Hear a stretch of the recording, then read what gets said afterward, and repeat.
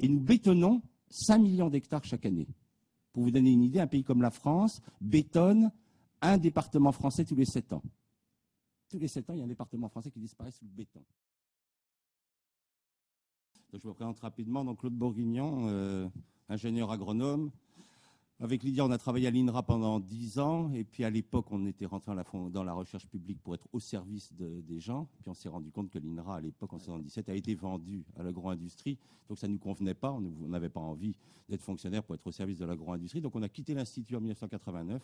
Et nous avons fondé le seul et unique laboratoire dans le monde qui, pour les agriculteurs, mesure, étudie le sol sur le plan physique, chimique et biologique. Donc, nous avons effectué plus de 6000 analyses de sol à travers le monde. Donc, je dis sol, ça veut dire qu'on va sur le terrain, on fait le trou, on va jusqu'à la roche, on regarde comment sont les racines, la faune, etc. Ce n'est pas de l'analyse de terre, c'est qu'on ne fait pas comme font les labos qui vendent des engrais aux agriculteurs, on envoie de la terre. Voilà. Et donc, on observe depuis 20 ans, puisque nous analysons nous faisons la moyenne de toutes les activités biologiques que nous mesurons sur la planète tous les ans à la fin de l'année. Nous observons une chute constante et absolument régulière de l'activité biologique des sols. Alors, il faut savoir que les sols, ils hébergent 80% de la biomasse mondiale. C'est-à-dire que la vie, elle n'est pas à vous. Vous voyez les arbres, vous voyez les plantes, mais ce que vous ne voyez pas, c'est que l'essentiel de la biomasse vivante, elle est dans les sols. Pour vous donner une idée, les vers de terre, à eux tout seuls, ils représentent le même poids que tous les autres animaux du monde réunis. Et dans un pays, dans une région comme l'Europe, nous sommes passés entre 1950 et maintenant de 2 tonnes de vers de terre à l'hectare à moins de 100 kilos. Les vers de terre, la faune, elle a un rôle fondamental qui est de remonter les éléments constamment. Elle remonte par ses déjections.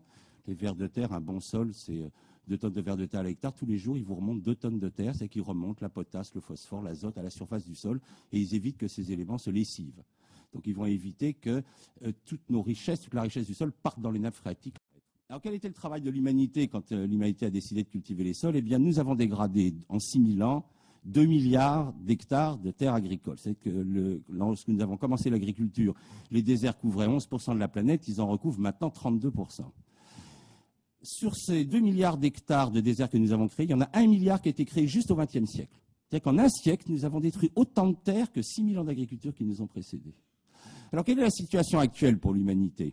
Nous cultivons 1,5 milliard d'hectares de sol. Nous sommes 6,8 milliards d'habitants, c'est-à-dire nous avons 6,9 milliards. Donc, vous voyez, mon chiffre est déjà un peu vieux, donc nous sommes à moins de 2200 mètres carrés par habitant. Nous détruisons en ce moment la planète à la vitesse, les sols agricoles à la vitesse de 10 millions d'hectares par an, et nous bétonnons 5 millions d'hectares chaque année. Pour vous donner une idée, un pays comme la France bétonne un département français tous les 7 ans. Tous les 7 ans, il y a un département français qui disparaît sous le béton. D'accord?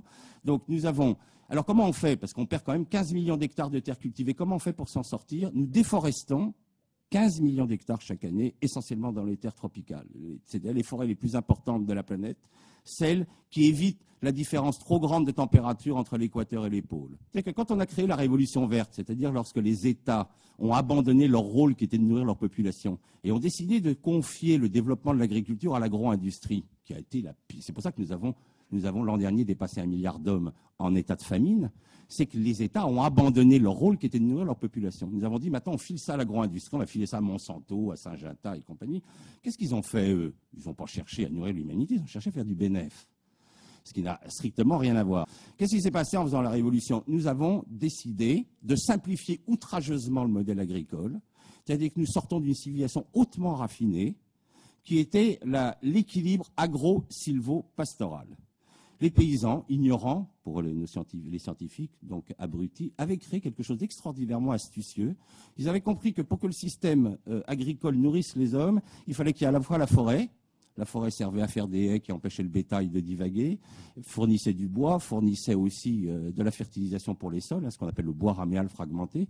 Ils avaient compris qu'il fallait régulièrement laisser reposer le sol sous la prairie. Cette prairie, on la faisait brouter par du bétail. Ce bétail donnait du fumier. Et avec ce fumier, on refertilisait les sols. C'était l'équilibre agro-silvo-pastoral. C'est le modèle le plus productif au monde par mètre carré. Et on a fait une énorme bêtise auquel tous ces agro-industries qui ne pensaient que business n'ont pas compris. Ils ont violé les lois biologiques du sol et ils ont balancé des engrais chimiques dans les sols. Qu'est-ce qui se passe quand vous mettez des engrais chimiques, en particulier de l'azote? Vous allez provoquer une réaction qui est à l'opposé du système biologique. C'est-à-dire qu'au lieu que ce soit les champignons qui fabriquent de l'humus, vous allez multiplier les bactéries qui, elles, minéralisent l'humus et dégagent du gaz carbonique. Or, il se trouve que les champignons se multiplient 20 fois plus lentement que les bactéries. Et comment ils s'en sortent, les champignons? Comment ils font pour fabriquer de l'humus? Eh bien, ils vont être les seuls et uniques organismes à prendre la lignine qui vient des arbres. C'est pour ça que les anciens avaient créé l'équilibre agro-sylvo-pastoral.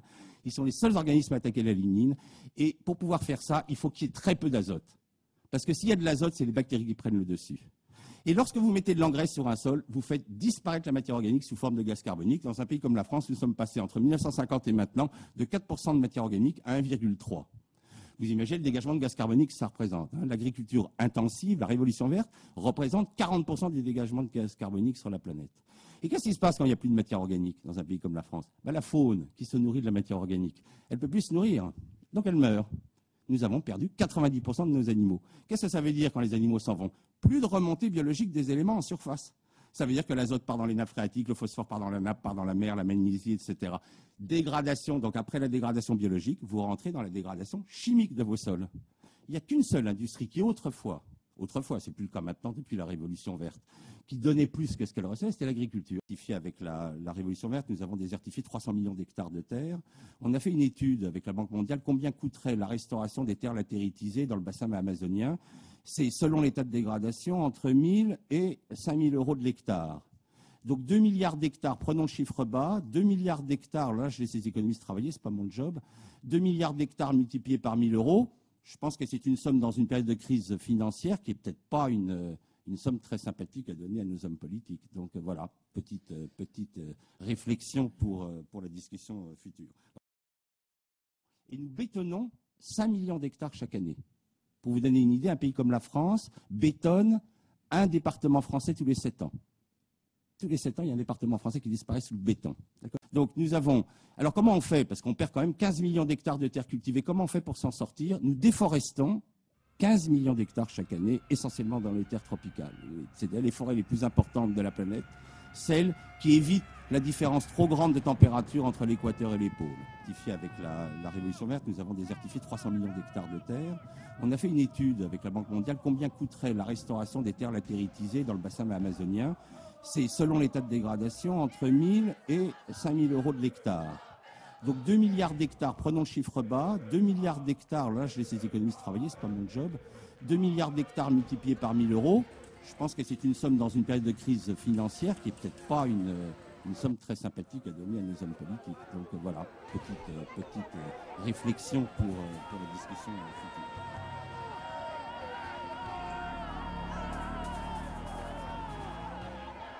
On avait oublié que la faim peut jeter des hommes et des femmes au devant des matraques et des fusils. L'année 2007 nous l'a rappelé. À Mexico, à Dakar, au Honduras, en Haïti, dans la plupart des pays du Sud, les émeutes se sont succédées.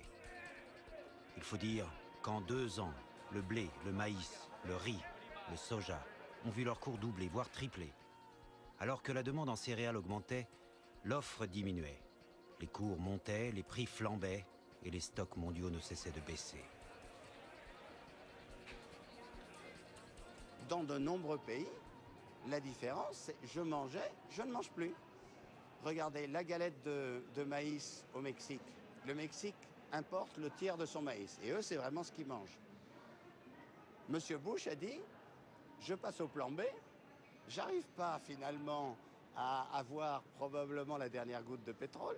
Je mets du maïs dans mon moteur. Au lieu d'exporter mon maïs, je le brûle dans mon moteur pour faire de l'éthanol. C'est à peu près 3% de l'essence aux États-Unis. Eh bien, effet immédiat, le prix de la galette de maïs au Mexique a augmenté de 50%. Les premières émeutes ont commencé au début de 2007 avec ce que l'on a appelé la crise de la tortilla. Cette galette de maïs qui est la nourriture mexicaine de base et dont le prix est devenu tout d'un coup insupportable pour l'homme de la rue. Mais ailleurs, dans le monde, le cours des autres matières premières agricoles s'est lui aussi emballé, entraînant d'autres flambées de colère.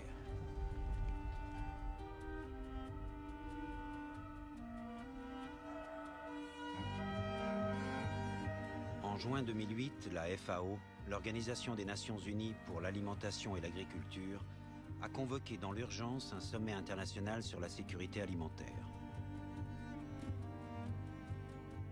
En marge des débats, une vive contestation a pointé du doigt les facteurs responsables de l'aggravation de la situation, au premier rang desquels la politique de subvention agricole des pays riches, qui ruine les agriculteurs des pays pauvres, et les programmes de production des agrocarburants. Et nous bétonnons 5 millions d'hectares chaque année. Pour vous donner une idée, un pays comme la France bétonne un département français tous les 7 ans.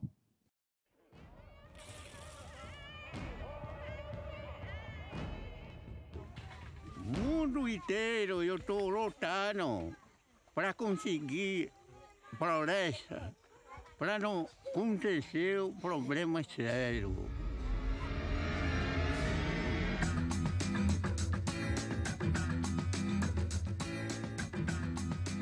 Alors comment on fait? Parce qu'on perd quand même 15 millions d'hectares de terres cultivées. Comment on fait pour s'en sortir? Nous déforestons 15 millions d'hectares chaque année, essentiellement dans les terres tropicales. C'est-à-dire les forêts les plus importantes de la planète, celles qui évitent la différence trop grande de température entre l'équateur et les pôles.